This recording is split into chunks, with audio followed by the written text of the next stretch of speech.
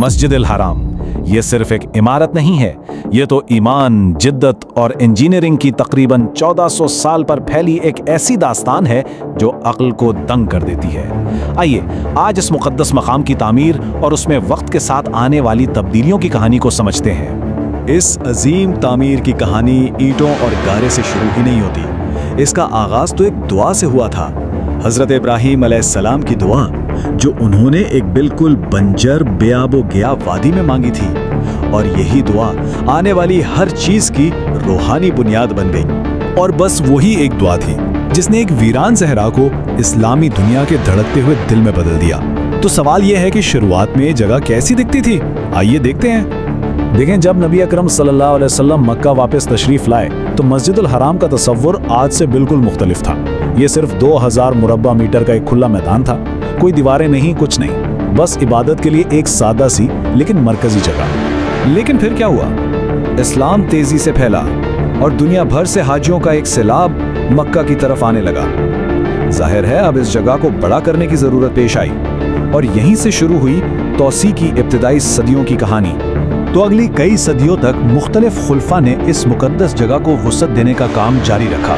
सबसे पहले 17 हिजरी में खलीफा उमर रज़ी अल्लाह अन्हु ने पहली बार एक दीवार तामीर करवाई। फिर 26 हिजरी में खलीफा उस्मान रज़ी अल्लाह अन्हु ने इसे मजीद बड़ा किया और ये सिलसिला चलता रहा। अब्दुल्ला बिन जुबैर से लेकर अब्बासी खुलफा तक हर दौर में मस्जिद के रकबे में इजाफा होता रहा ताकि ज़्यादा से ज़्यादा लोग समा सकें। इन तमाम इब्तिदाई तामीरात के बाद जब हम 306 हिजरी तक पहुँचते हैं तो मस्जिदुल हराम का कुल रकबा 30,200 मुरब्बा मीटर हो चुका था। जरा सोचें, उस जमाने के हिसाब से ये एक बहुत ही बड़ा रकबा था। लेकिन यहाँ एक हैरानकुन बात है, इसके बाद अगले 1000 साल तक मस्जिद के रकबे में कोई खास तब्दीली नहीं आई। 1000 साल नस्ल दर नस्ल हाजी उन्हीं हुदूद में इबादत करते रहे। लेकिन ये तवील खामोशी दरअसल एक ऐसे तूफान का पेशखैमा थी, एक ऐसी बेमिसाल तब्दीली का जिसका किसी ने तसव्वुर भी नहीं किया था। और फिर आई 20वीं सदी और इसके साथ ही तौसी का एक बिल्कुल नया, एक अजीम शान दौर शुरू हुआ। अब बात सिर्फ मौजूदा ज़रूरत पूरी करने की नहीं थी, बल्कि विजन ये था कि आने वाली कई सदियों की आलमी मुस्लिम कम्युनिटी के लिए जगह बनाई जाए। पहली सऊदी तौसी जो 1375 हिजरी में शाह अब्दुल अजीज ने शुरू की, वो तारीख की सबसे बड़ी तौसी साबित हुई। इसने एक ही झटके में मस्जिद का रकबा 5 गुना बढ़ा दिया। यानी पिछली तमाम सदियों में जितनी तौसी हुई थी, ये अकेली उससे भी कई गुना ज्यादा थी। इस बड़े मंसूबे का एक बहुत अहम हिस्सा था मसई को मस्जिद की इमारत के अंदर लाना। इससे पहले सफा और मरवा के दरमियान का यह रास्ता खुला होता था। इस तब्दीली से पहली बार हाजियों को सहरा की शदीद गर्मी और मौसम की सख्तियों से तहफ़्फ़ुज़ मिला।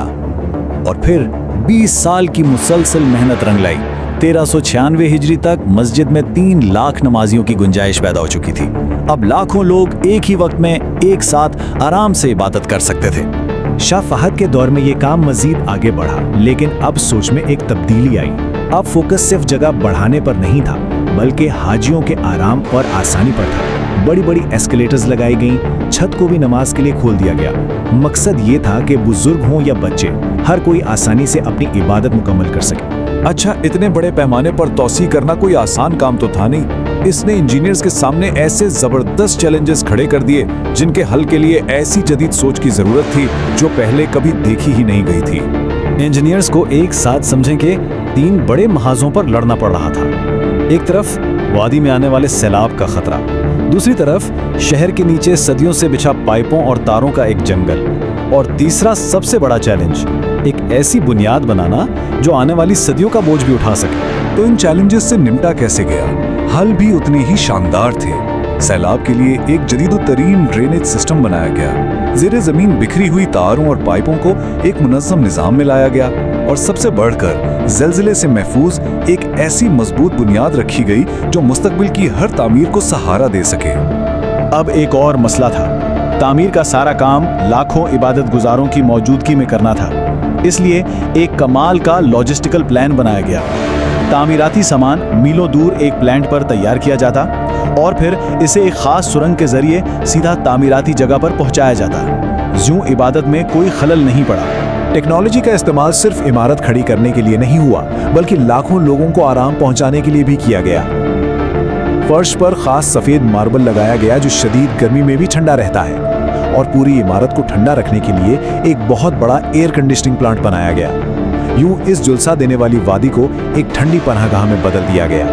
तो 14 सदियों के इस लंबे सफर का हासिल क्या निकला?